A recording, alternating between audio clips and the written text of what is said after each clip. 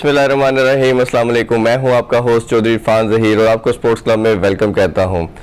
नाज़रीन, इस वीक की अगेन सबसे बड़ी अपडेट ये है कि न्यूजीलैंड के बाद अब इंग्लैंड ने भी आने से इनकार कर दिया है। इस पर काफ़ी ज़्यादा डिबेट हो रही है, कंटिन्यूसली हम देख रहे हैं कि इंटरनेशनल फोरम के ऊपर भी बात हो रही है, पॉलिटिकल भी बात हो रही है, क्योंकि इसको क्रिकेटिंग रीज़न के अलावा पॉलिटिकल ज़्यादा देखा जा रहा है। इंग्लैंड के जो पीएम है बोरिस जॉनसन, उन्होंने भी बयान दिया कि ईसीबी ने आखिर क्यों इनकार किया। ठीक है, इस पर काफ़ी ज़्यादा अभी चीज़ें देखने की हैं कि क्या ऐसी रीज़न थी, क्या जो एक स्लोगन था एब्सोल्युटली नॉट वो रीज़न बनी, क्या हमारी जो एजेंसीज थी इतना बेहतरीन काम करने के बावजूद भी इंटरनेशनल फोरम के ऊपर वो मैसेज नहीं दे सकी, क्या जो हमारे इस खिते के अंदर जो अफगानिस्तान की रीज़न है वो बनती है। तो ये सारे पे हम आज डिस्कशन करेंगे। उसके साथ साथ नेशनल T20 कप का भी आगाज़ हो चुका है, मैचेस उसकी जगह, क्योंकि दोनों दौरे मनसूख हो चुके हैं, तो अब लड़कों को नेशनल T20 कप के अंदर एंगेज किया गया है, उनकी परफॉर्मेंस देखी जाएगी। और कहा तो ये जा रहा है कि 10 अक्टूबर तक हमारे पास टाइम है कि हम उसमें से लड़कों को चेंजिंग कर सकते हैं वर्ल्ड कप T20 स्क्वाड के लिए, उस पर भी बात करेंगे। फिर कोचेस के ऊपर बात करेंगे कि 2 कंसल्टेंट रखे गए हैं, मैथ्यू हेडन और फेरन फ्लैंडर, उनको देखना पड़ेगा कि वो आते साथ वर्ल्ड कप के टीम को ज्वाइन करेंगे और क्या वो ऐसा इनोवेशन लेके आ सकते हैं। ये सारी आज चीज़ों को हम ओवरऑल कोशिश करेंगे कि अपने शो में डिस्कस करें। इन पर डिस्कशन के लिए हमारे साथ शो में जो गेस्ट मौजूद है बहुत ही स्पेशल है। इनकी जो रिकग्निशन है वो इनके बड़े दबंग किस्म के एनालिसिस हैं, और साथ साथ ये जो अंदर की बात लेके आते हैं, अंदर की खबर लेके आते हैं, ये इनकी स्पेशल एक आइडेंटिटी बन चुकी है। हमारे साथ आज मौजूद है वेरी स्पेशल शुएब जट। अस्सलाम वालेकुम शुएब, कैसे हैं आप? वालेकुम अस्सलाम, मैं ठीक हूँ और आपको शुएब अख्तर के साथ देखता रहता हूँ। आज वो शुएब अख्तर के साथ, और आज हमारे पास बड़े स्पेशल शुएब जट है। मैंने जैसे इंट्रो में कहा कि आपकी जो रिकग्निशन है वो स्पेशलिटी आपकी यही है कि जो आप अंदर की खबर लाते हैं वो मेरा ख्याल है हम सब के लिए बड़ी स्पेशल चीज़ होती है। हम बात करते हैं जो दौरे की मनसूखी के हवाले से। पहले न्यूजीलैंड ने दौरा पोस्टपोन किया, वो एक बहुत सैड था, और अभी एक्सपेक्टेड यही था कि अब इंग्लैंड भी नहीं आएगा, और ऐसा ही हुआ। और अभी बात हो रही है कि ऑस्ट्रेलिया भी नहीं आएगा। मैं इसको दो जरा फ्रेम करूंगा क्वेश्चन को। पहला मेरा पोर्शन ये है कि क्या ये किसी एंड के ऊपर बोर्ड की लैकनेस है? आपको लगता है कि जो वसीम खान या दूसरे लोग जो काम कर रहे थे, जो क्रेडिट लेते थे इस चीज़ का, मैं तो इसके साथ शुएब भाई ये भी सोच रहा था कल से कि शायद हमें लगता है कि एहसान मानी को हमने कभी वैल्यू नहीं दी। मैं इसको ना दूसरे तरीके से देख रहा हूँ। पहले हम बात कर लेते हैं जो टीमें आई और चली गई। आपकी नजर है ऑस्ट्रेलिया के टूर पे, आपको फिक्र है कि ऑस्ट्रेलिया वापस पता नहीं आता है या नहीं आता, न्यूजीलैंड और इंग्लैंड ने इनकार कर दिया। अच्छा, मुझे फिक्र है वेस्ट इंडीज की। अच्छा, क्योंकि तो 2 टीमें चली गई हैं, उसकी हम दोनों मजम्मत कर सकते हैं, पूरा पाकिस्तान कर रहा है, इवन इंग्लैंड खुद उसकी मजम्मत कर रहा है। इंग्लैंड के जो क्रिकेटर हैं, इंग्लैंड की गवर्नमेंट है, और हम उनको एक्सपोज कर सकते हैं कि उन्होंने क्या डर्टी पॉलिटिक्स खेली हमारे साथ, क्या डर्टी गेम प्ले किया, न्यूजीलैंड हो या इंग्लैंड हो। प्रॉब्लम क्या है कि वेस्ट इंडीज ने आना है दिसंबर में, ये जेहन में रखें, ठीक, और ऑस्ट्रेलिया ने आना है फरवरी में, ठीक। तो ऑस्ट्रेलिया ऐसा नहीं हो सकता कि वो अनप्रोफेशनलिज्म होगा कि वो आजकल में मना कर देंगे जी हम नहीं आ रहे, ठीक। उन्होंने आना है फेब में, तो इसका मतलब है कि उनका जवाब आएगा जैन में, ठीक है, जनवरी के करीब आएगा, ये दिसंबर के आखिर में आ रहा होगा। वेस्ट इंडीज ने दिसंबर में आना है। अगर वेस्ट इंडीज नहीं आती तो ऑस्ट्रेलिया के लिए गेम बड़ा आसान हो जाएगा, ठीक। लेकिन अगर वेस्ट इंडीज को आप लेकर आने में कामयाब हो जाते हैं, जो कि होना चाहिए आपको, ठीक, तो फिर ऑस्ट्रेलिया मुश्किल में आ जाएगा। इसलिए मुश्किल में आ जाएगा कि इंग्लैंड ने जो अपनी टीम को पुल आउट किया, उसके बाद हर जगह उन पे मुजम्मत हो रही है, इवन उनके अपने क्रिकेटर्स, अपने कॉलमिस्ट, अपनी गवर्नमेंट वो उनकी धज्जियां उड़ा रही है, और उड़ानी भी चाहिए। True. लेकिन अब तशवीश का मामला यह है कि फेडरल मिनिस्टर्स की अगर आप प्रेस कॉन्फ्रेंस देखेंगे तो उन्होंने कहा कि वेस्ट इंडीज स्टेट कॉल चली गई है, ठीक। इट मींस एक डर्टी गेम का बीज बो दिया गया है। अल्लाह ना करे कि वो जो बीज है वो पौधा बने और फिर उस पौधे से हमारी क्रिकेट को जहर मिले। तो पाकिस्तान की जो क्रिकेट बोर्ड है, यहां उनकी डिप्लोमेसी देखने को मिलेगी। आपकी खुशकिस्मती है कि वेस्ट इंडीज एक कमजोर जो है ना क्रिकेट बोर्ड है। अगर एक कमजोर क्रिकेट बोर्ड है तो आप उनको पैसे दें, आप उनके खिलाड़ियों को पैसे ऑफर करें, आप पैर बढ़े उनके, आप मिन्नतें करें, तरले करें, किसी भी तरीके से वेस्ट इंडीज को लेकर आ जाए। अगर आप वेस्ट इंडीज को लेकर आ जाएंगे तो फिर ऑस्ट्रेलिया के लिए इतना आसान नहीं होगा पाकिस्तान के दौरे से इनकार करना। अब आइए, आप कहते हैं कि एहसान मानी की जो है ना वो कमी महसूस हो रही है। मैं समझ रहा हूं कि एहसान मानी और वसीम खान, मेरे नजदीक, बहुत मैं गलत हूं, मुझे जो अंडरस्टैंडिंग है, मेरे नजदीक ये दोनों कसूरवार हैं। आपने मुश्किल तरीन वक्त में टीम को न्यूजीलैंड भेजा, बार बार भेजा, इंग्लैंड में भी बार बार भेजा। इंग्लैंड में मौत के साए मंडला रहे थे, कोविड का पीक था, पूरी दुनिया वहां से भाग रही थी। आपने अपने क्रिकेटरों को वहां भेजा, किस लिए भेजा? कि बदले में उनकी टीम यहां पर आई। जब बदले की बारी आई तो उन्होंने क्या कहा? उन्होंने टेररिज्म का सहारा नहीं लिया जिस तरह न्यूजीलैंड ने लिया कि हमें सिक्योरिटी थ्रेट थी। उन्होंने कहा कि हमारे प्लेयर्स की मेंटली जो स्ट्रेंथ है उसका इशू था। यार, आपके प्लेयर्स के दिमागी हालत, आपके प्लेयर्स की जिंदगियां, आपके प्लेयर्स के अहले खाना, वो सब अहम है। तो हमारे प्लेयर्स क्या है? हमारे प्लेयर्स क्या सिर्फ कुर्बानी के बक रहे हैं कि जब आप चाहे कुर्बान कर दें? तो मेरे नजदीक से क्रिकेट बोर्ड की वीक डिप्लोमेसी। अच्छा शुएब भाई, इसमें एक दूसरा मेरा स्टांस ले लीजिएगा, ये कि आपको लगता नहीं है कि ये आईपीएल का रोल इसमें ज्यादा था, प्लेयर्स उनके आईपीएल के लिए जाना चाह रहे थे, और सेकेंडली ये जो पुराना एरा था बिग थ्री वाला, ये वही दोबारा से, अगर वैसे तो खत्म हो गया बिग थ्री, बट हमें नजर आ रहा है कि ये दोबारा से वो जन्म ले रही है और वही 3-4 कंट्रीज फिर रूल कर रहे हैं, जिसको हम वेस्टिंग ब्लॉक और साथ ये भारत का एजेंडा, ये मिलके पाकिस्तान को डेंट करते चले जा रहे हैं। यार, मैं इसको एक अवामी मिसाल में अगर बात करूं, मोहल्ले का बदमाश अगर शराफत का ढोंग रचाना शुरू कर दे तो वो शरीफ नहीं होता, वो बदमाश ही रहता है, अंदर से वो वही डर्टी गेम्स खेल रहा होता है। तो ये बिग थ्री जो है वो बेशक सिंबॉलिकली खत्म हो गया है, लेकिन अंदर से ये एक ही है। इनके मुल्कों में 7-11 हो जो इंग्लैंड में हुआ था, मुंबई अटैक्स हो जो इंडिया में हुए थे, जो कुछ हो जाए वहां पे क्रिकेट हो रही है। ठीक है, आपके यहाँ क्रिकेट नहीं हो रही, तो ये वो गुंडे हैं, ये वो बदमाश हैं जो आपको रजिया समझते हैं। समझ गया? वो रजिया गुंडों में फंस जाती है, जैसे चाहते हैं वो आपके साथ खेल खेलते हैं। तो बड़ा अनफॉर्चुनेट है, उनकी ताकत के बजाय हमें अपनी कमजोरियों को कोसना चाहिए। वो तो है, वो अपनी जगह है, लेकिन आपने क्या किया इस सारे अरसे में? सिर्फ आप कुर्बानियां देते रहे, आपने कहा जी हम आ गए हैं, हम आ गए हैं, हम आ गए हैं, आप वादों पे काम करते रहे।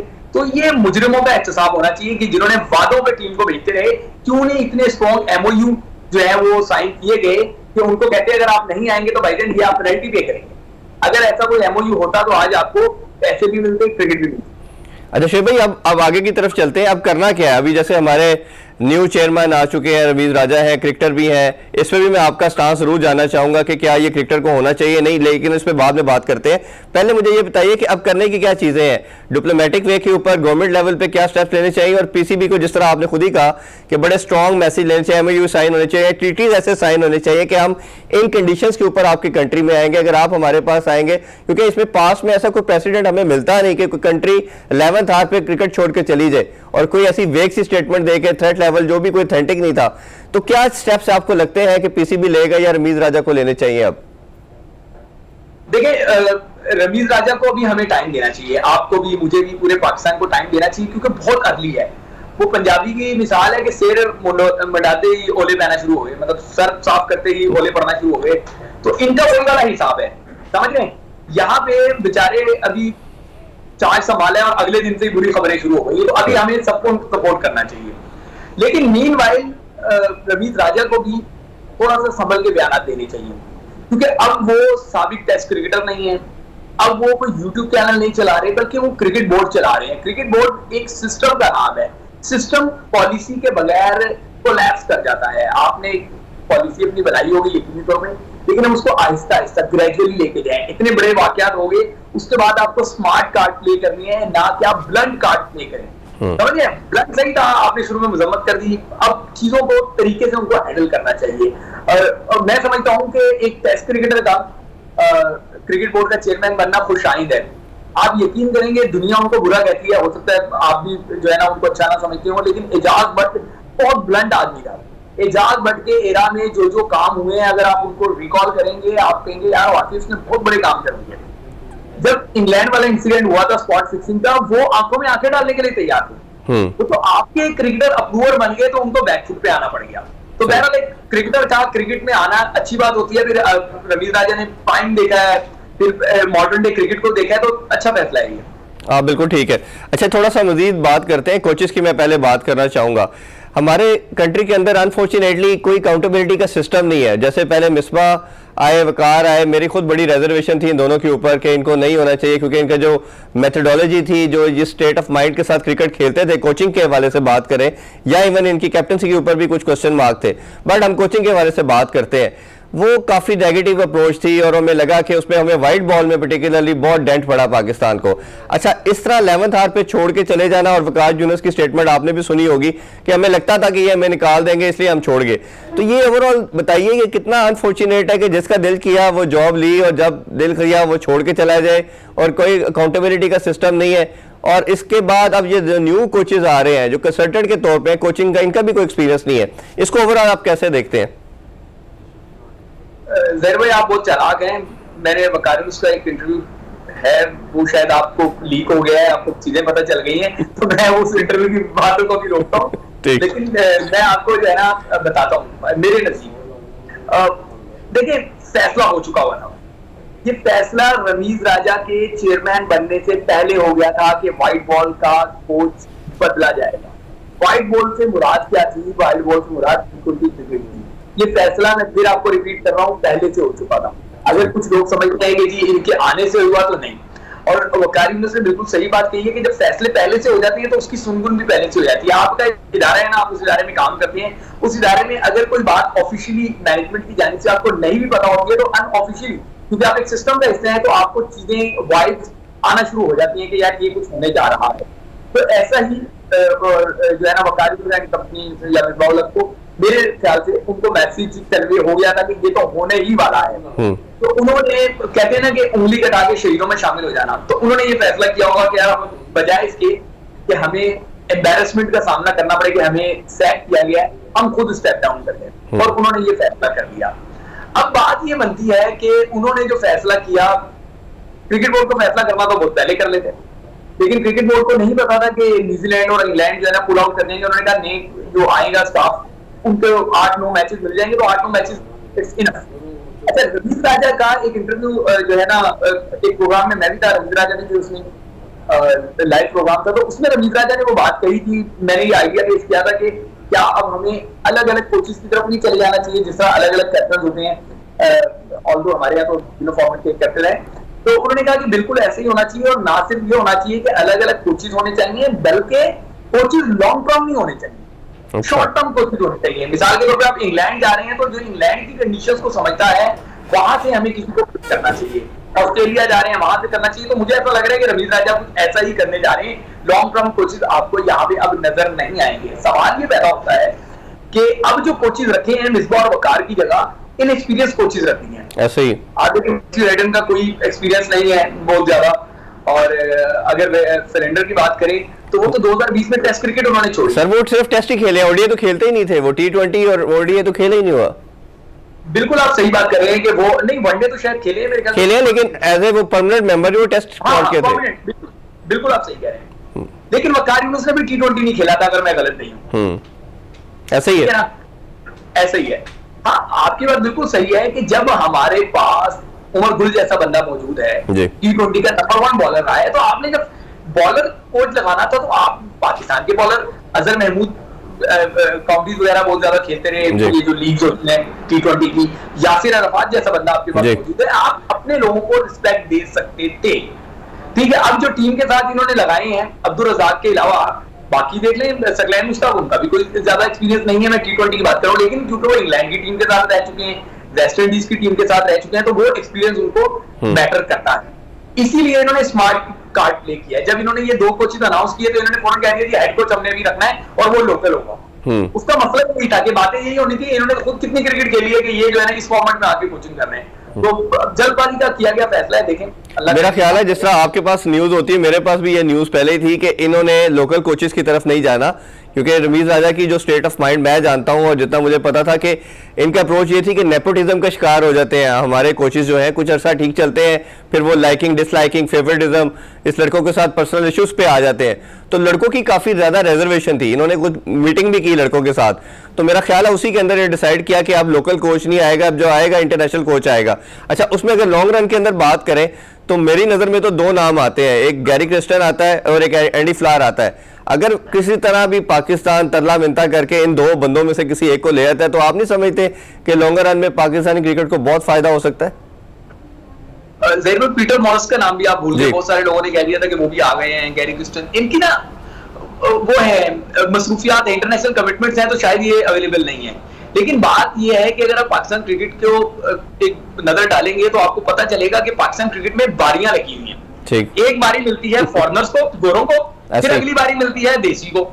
जब गोरों का दौर होता है तो तब यही सारे टेस्ट क्रिकेटर जो है वो कह रहे होते हैं नहीं नहीं नहीं नहीं, गोरे को यहाँ के सर्कमस्टांसेस का क्या पता, गोरों के और लोकल्स के दरमियान जो है लैंग्वेज बैरियर का मसला होता है, गोरे ये गोरे वो, गोरे ऐसे गोरे वैसे। और टीम वाले जो होते हैं वो कहते हैं गोरों की वजह से तो टीम आउटस्टैंडिंग जा रही है, वो ये कर रहे हैं, वो कर रहे हैं, वो ऐसा कर रहे हैं। फिर गोरों की छुट्टी होती है, देसी आ जाते हैं। जैसी देसी आते हैं टेस्ट क्रिकेटर जो गोरों के अगेंस्ट राग राब रहे होते हैं, उनका राग चेंज हो जाता है। वो कहते हैं जी ये तो फलांग जगह का है, ये तो अपने लोगों को फेवर कर रहा है, ये कराची के खिलाफ है, ये पंजाब के खिलाफ है, ये पश्तून के खिलाफ है। तो वो एक जो है ना खिचड़ी सी पकना शुरू हो जाती है और टीम के लड़के फिर कहने लग जाते हैं कि जी जो हमें गोरा नहीं सिखाता था भाई, ये हमारे लेजेंड हैं, ये हमें आगे सिखा रहे हैं, ये सिखा रहे हैं। तो ये तोते की रट है, समझ लें।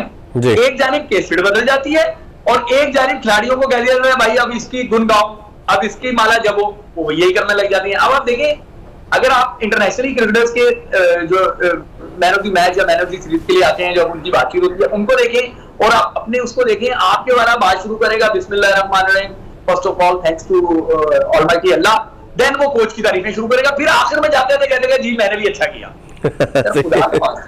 ट्रेंड चेंज करें, अल्लाह का शुक्र अदा करने के बाद उस बेचारे को अपना कहने दें यार। ये अजीब सा एक ट्रेंड है, पाकिस्तान क्रिकेट की कोई सिमत नहीं है मेरे नजदीक। शिवजट से वापस आके हम जरा कोचेस के हवाले से भी बात करेंगे। Don't go anywhere, stay with अस।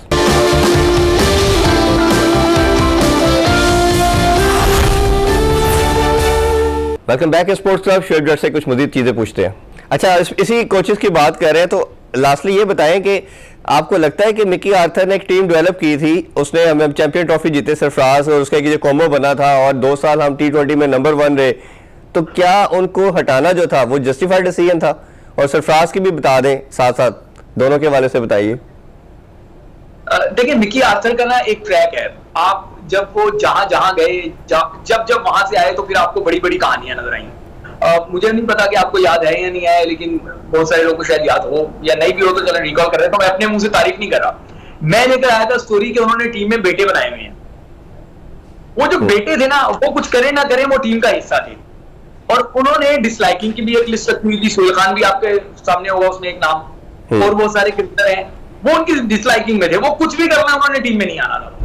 तो ये लाइकिंग डिसलाइकिंग हर बंदा करता है, ठीक है ना। एक बॉब उल्मर की तारीफ सारे मिलके इसलिए करते हैं कि वो अल्लाह के पास चला गया, वरना पता नहीं उसकी भी लड़ाइयां हो रही होती इस मुल्क में ऐसे ही। तो ये हमारे क्रिकेटरों का अलमिया है। मिकी आर्थर ने अच्छे नतीजे दिए, लेकिन उस टाइम चीफ सेलेक्टर निजामुल हक था, फिर उसको भी आप जो है ना वो करें, फिर सरफराज अहमद को भी करें।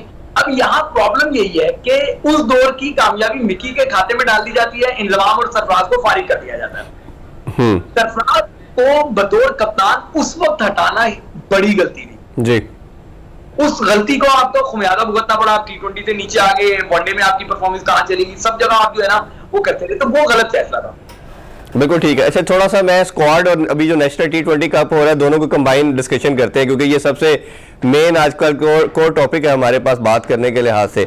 अच्छा, पहले स्क्वाड को हम थोड़ा सा स्टार्ट करते हैं।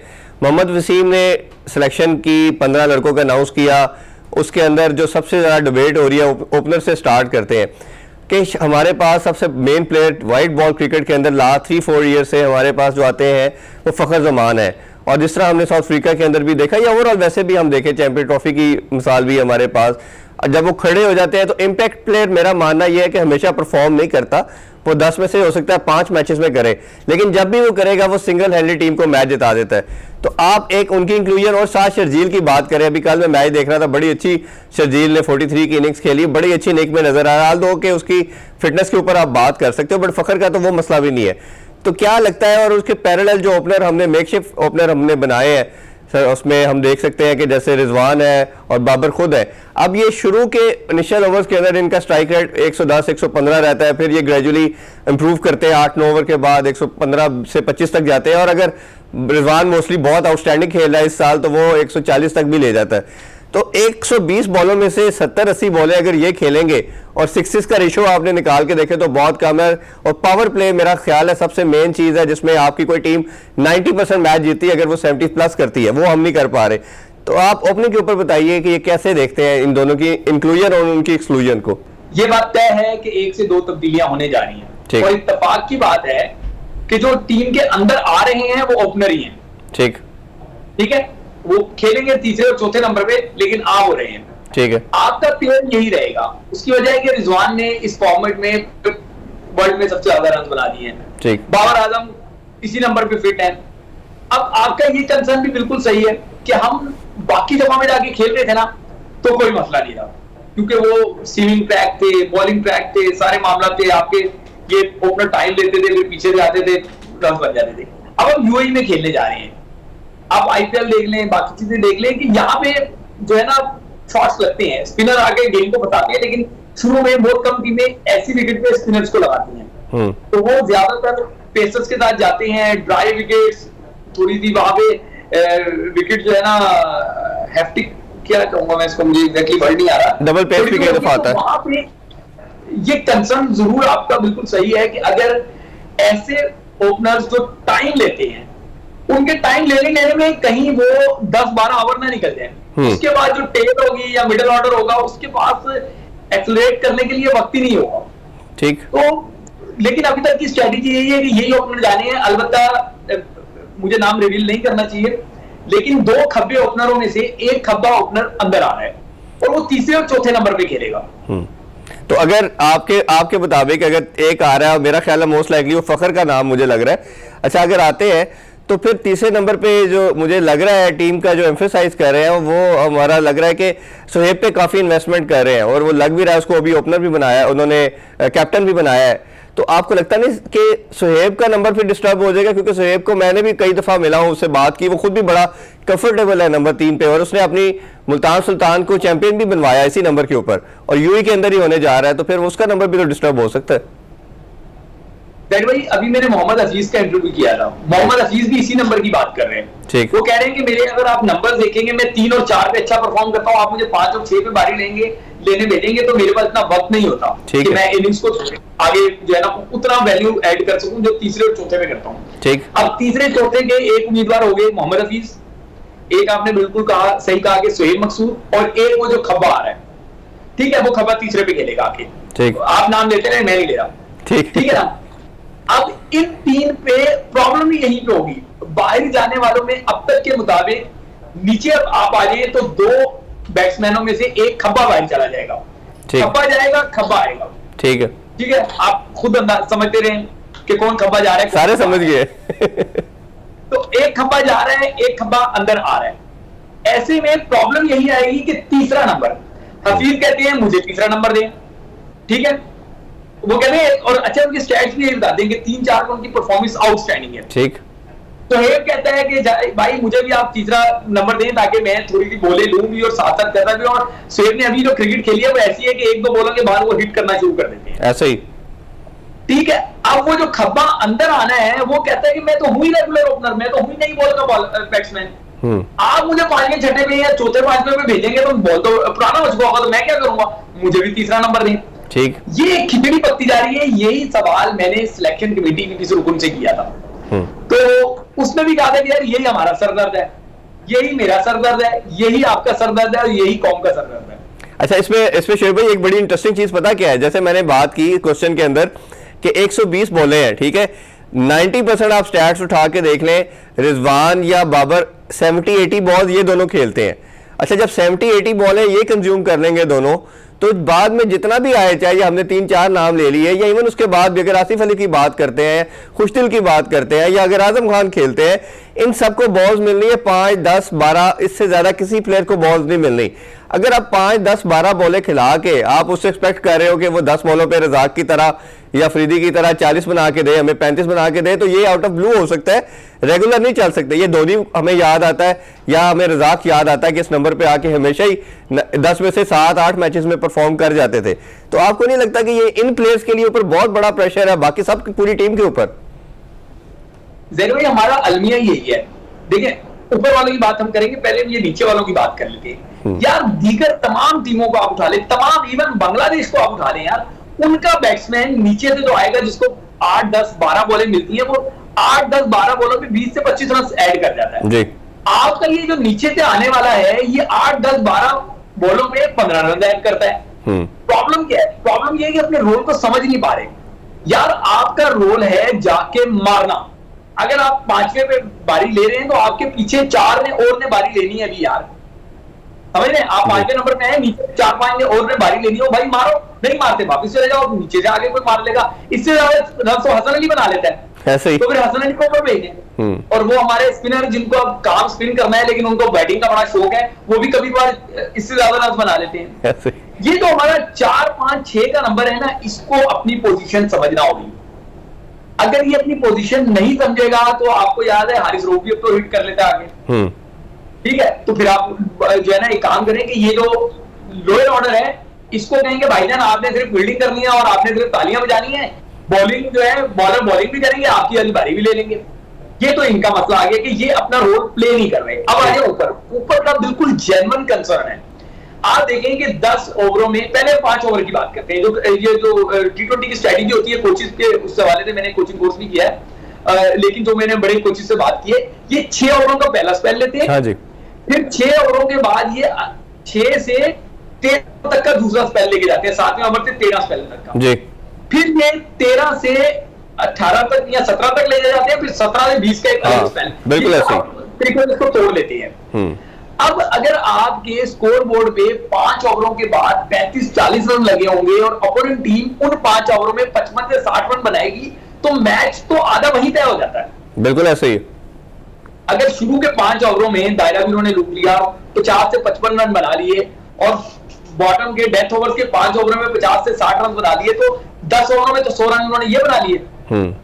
तो बीच के जो 10 ओवर हैं उन 10 ओवरों में वो 70-80 रन भी ऐड कर लेते हैं, तो वो बड़ा जो है ना फाइटिंग स्कोर हो जाता है जी। अब आपके स्कोर बोर्ड में 5 ओवरों में 30 से 35 रन लगे हो और फिर आपके डेथ ओवर में भी आगे इतने ही रन बने, तो आपके 10 ओवरों में आगे 70 रन, ठीक है, 60 से 70 रन आ गए और बीच के 10 ओवरों में भी आपने 60 से 70 ही बनाने हैं, तो आपका स्कोर कहां खड़ा होता है? 120 से 140 के दरमियान। हाँ बिल्कुल ऐसे ही, जो फाइटिंग स्कोर नहीं है जी। ये हमें समझना होगा। T20 क्रिकेट स्मार्ट क्रिकेट है।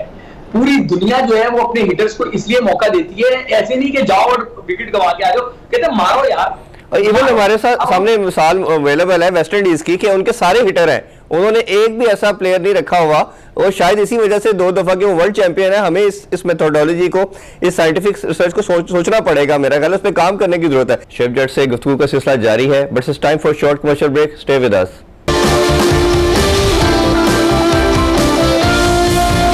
Welcome back sports club. शेफ जट से जरा मजीद डिस्कशन करते हैं। अच्छा, इसी के साथ मेरा दूसरा क्वेश्चन भी लीजिए कि अब मिडिल ऑर्डर की भी हम जैसे बात कर रहे थे, ओपनर की तो काफी बात कर ली, अब आजम खान की इंक्लूजन पे बड़ी क्वेश्चन मार्क है। फिजिक वाइज ना वो भाग सकते हैं, और मोहम्मद वसीम ने, मैंने जब क्वेश्चन किया उनसे, उन्होंने कहा जी कि उसको तो सेकंड कीपर के तौर पे रखा गया, क्या उनकी जस्टिफिकेशन बनती है? सरफराज जैसे सीजन जो आपका कैप्टन भी रहा है, डगआउट में बंदा बैठा हुआ 2 साल से पहले सैर करा रहे थे, जब मेरा ख्याल है उनकी इंक्लूजन नहीं बनती थी, जब वो इतना बड़ा इवेंट आ रहा है तो उनको घर बैठा दिया गया कि जी आप बैठे, हमें नए लड़के को देना, और उसका स्ट्राइक रेट बड़ा ज्यादा है, जब अभी तक 6 स्कोर किया उन्होंने। एक तो आजम खान की इंक्लूजन बताइए, और दूसरा ये बताइए कि आपको नहीं लगता कि ऐसी जगह पे शुएब मलिक हमारे पास एक ऐसा कैंडिडेट था? क्योंकि मेरा अपना मानना ये है कि अगर हम ये इंग्लैंड के अंदर, न्यूजीलैंड या ऑस्ट्रेलिया में वर्ल्ड कप होता तो शुएब मलिक की बिल्कुल जगह नहीं बनती, क्योंकि बाउंसिंग और स्विमिंग पिचेस के ऊपर उनको प्रॉब्लम होती है। बट यूएई की कंडीशन, एशियन कंडीशन के अंदर वो बड़ा जबरदस्त खेलते हैं और फिनिशर का रोल भी अदा करते हैं। तो इनका जरा दोनों का बताइए, उनकी इंक्लूजन और उनको ना सिलेक्ट करना, ये कितना डेंटफुल हो सकता है? देखिए, पहले मैं आदम की बात कर लेता हूँ। देखिए, आप प्रोग्राम कर रहे हैं, यहाँ पे काफी स्टेक होल्डर्स हैं, एमसीआर है, पीसीआर है, टेक्निकल स्टाफ है, कैमरा स्टाफ है, ऑडियो इंजीनियर है, मेकअप आर्टिस्ट हैं, इस तरह काफी वो है। आजम कैपेबल है। आजम ने T20 में डबल सेंचुरी बनाई है, पाकिस्तान में अभी तक किसी ने नहीं बनाई। कराची में एक मैच था, तो क्लब मैच था, उसको रिकॉग्नाइज नहीं किया जाता, और उसने बड़ी अच्छी अच्छी बारियां ली है। प्रॉब्लम यह है कि उस बच्चे को हर कोई प्रेशराइज करने लग गया है, तो मुझे ऐसा लगता है कि वो बहुत ज्यादा अंडर प्रेशर आ गया हुआ है। जो उसकी स्ट्रेंथ है वो अभी तक प्ले ही नहीं कर पा रहा। अगर 2021 से 2020 से पहले या 2021 से अगर आप देखेंगे इस स्टैंड को, पाकिस्तान के 3 टॉप के छक्के मारने वालों में मोहम्मद हफीज के बाद आजम का नंबर है। इसका मतलब है वो छक्के मार सकता है। अब सवाल ही पैदा होता है कि वो छक्के क्यों नहीं मार रहा? अगर मार सकता है तो जवाब ये है कि उसको प्रेशराइज बहुत किया जा रहा है, इतना ज्यादा प्रेशराइज किया जा रहा है, इतना ज्यादा प्रेशराइज किया जा रहा है कि वो अपना नेचुरल गेम नहीं खेल पा रहा। अगर एक प्लेयर को आप इतना प्रेशराइज करेंगे, क्या फहीम अशरफ को मुसलसल मौके नहीं दिए, उसको इतना प्रेशराइज क्यों नहीं किया गया? क्या शादाब खान मुसलसल टीम पर बॉल नहीं बने हुए, नायब कप्तान आपने बना दिया।